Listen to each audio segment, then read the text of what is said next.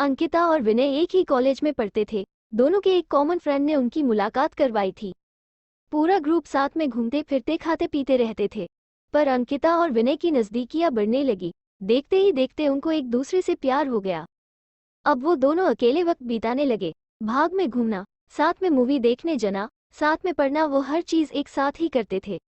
देखते ही देखते कॉलेज खत्म हो गया और उनका मिलना भी कम हो गया।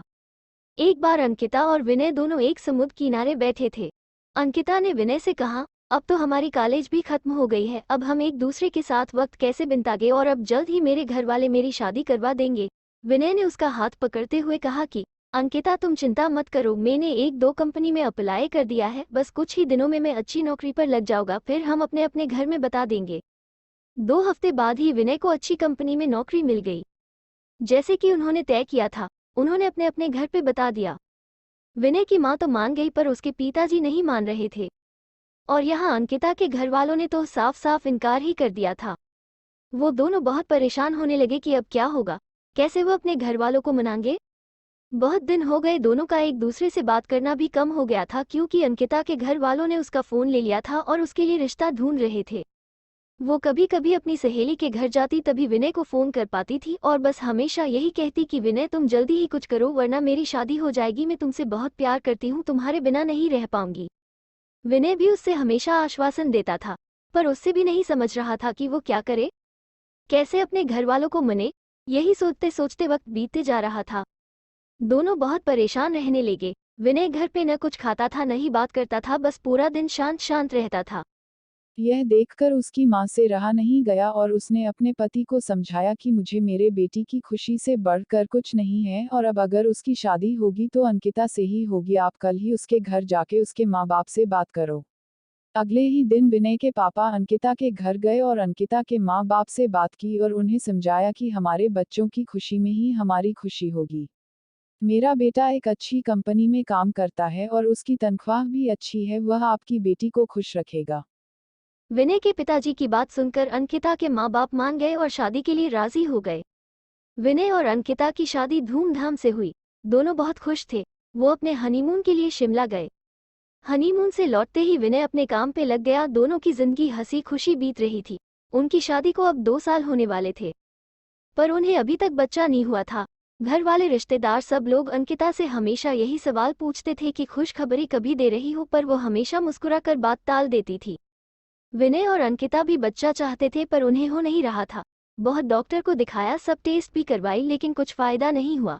अंकिता की सास उससे बाबा के पास भी ले गई, पर वहां से भी सिर्फ निराशा ही हाथ आई।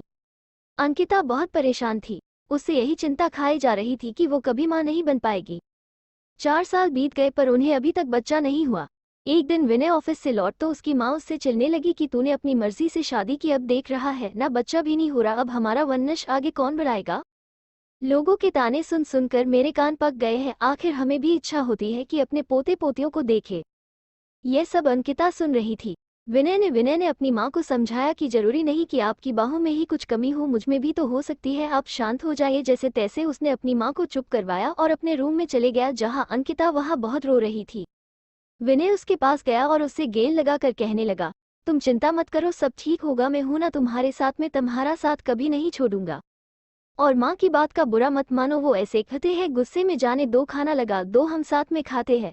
अंकिता थोड़ा शांत हुई और खाना लेकर आई। दोनों ने साथ में खाना खाया और सोने लगी। पूरी रात अंकिता यही सोचती रही कि कैसी औरत हूँ मैं, जो अपने पति को बच्चा भी नहीं दे पा रही, अपना वंश को आगे नहीं बढ़ा पा रही, कितनी बदनसीब हूँ मैं। वो पूरी रात नहीं सोई और बस रोए जा रही थी। सुबह हुई, सब अपने अपने काम में लग गए। विनय भी ऑफिस के लिए निकल गया। अंकिता भी अपना काम करने लगी, पर उसके दिमाग में वही रात वाली बात चल रही थी। पूरा दिन यही सोचती रही। रात को जब विनय घर आया तो अंकिता ने उससे खाना दिया और वो दोनों अपने कमरे में सोने की तैयारी कर रहे थे कि तब अचानक अंकिता ने विनय से कहा कि क्यों ना हम एक बच्चा गोद ले ले, अब हमें तो बच्चा नहीं हो रहा, क्यों ना हम किसी बच्चे को गोद ले और उससे माँ बाप का सुख दे और हमें भी बच्चे का सुख मिल जाएगा। विनय ये बात सुनकर बहुत खुश हुआ। वो दोनों दूसरे ही दिन एक दत्तक ग्रहण संस्था गए और वहां पूरी बात बताई। दत्तक ग्रहण संस्था वालों ने कहा कि आप एक फॉर्म भर दीजिए, जैसे जैसे ही सब जांच पड़ताल हो जाएगी आपको फोन आ जाएगा। उन्होंने फॉर्म भरा और एक आशा के साथ घर लौटे कि शायद अब उनकी परेशानी दूर हो जाएगी। 6 महीने हो गए, उनको कॉल नहीं आया। विनय जब भी वहां जाता वो लोग उससे एक ही जवाब देते कि कॉल आ जाएगा, पर इंतजार की गाड़ियां बढ़ती जा रही थी। अब अंकिता हिम्मत हार चुकी थी, वो पूरी तरह से टूट चुकी थी। विनय भी आखिर कितना उसको समझा पाता, दोनों थक चुके थे, उन्हें अभी कोई उम्मीद ही नहीं रही थी कि वो कभी माँ बाप बन पाएंगे। पर विनय ने अंकिता का साथ और कोशिश करना नहीं छोड़ा, वो हर 2 दिन में संस्था जाता था। इंतजार करते करते 8 महीने हो गए थे और एक दिन अचानक विनय को कॉल आता है कि आप दत्तक ग्रहण संस्था में आ जाएं, आपके लिए एक खुश खबर है। उसने तुरंत अंकिता को फोन करके दत्तक ग्रहण संस्था आने के लिए कहा। दोनों वहां पहुंचे तो उन्हें पता चला कि उनको एक बेटी गोद दी जा रही है, जो कि सिर्फ 5 महीने की है। विनय और अंकिता की खुशी का ठिकाना नहीं रहा। विनय तो खुशी के मारे वही नाचने लगा। वह दोनों उस बच्ची को लेकर घर आए। विनय की मां ने उनका पूजा की थाली से स्वागत किया। उन्होंने उसका नाम किरण रखा, जैसे वह उनकी जिंदगी में आशा की किरण हो। वह सब बहुत खुश थे, आखिर उन्हें अपनी बेटी जो मिल गई थी और वह अच्छे से खुशहाल जिंदगी जीने लगे। बस यही होता है प्यार, जो हर वक्त में तुम्हारा साथ दे और यकीन दिलाए कि हमारी परेशानियां हमसे छोटी होती है और हमें कभी अपनी जिंदगी में उम्मीद नहीं छोड़नी चाहिए। विश्वास हो तो हम सब कुछ पा सकते हैं।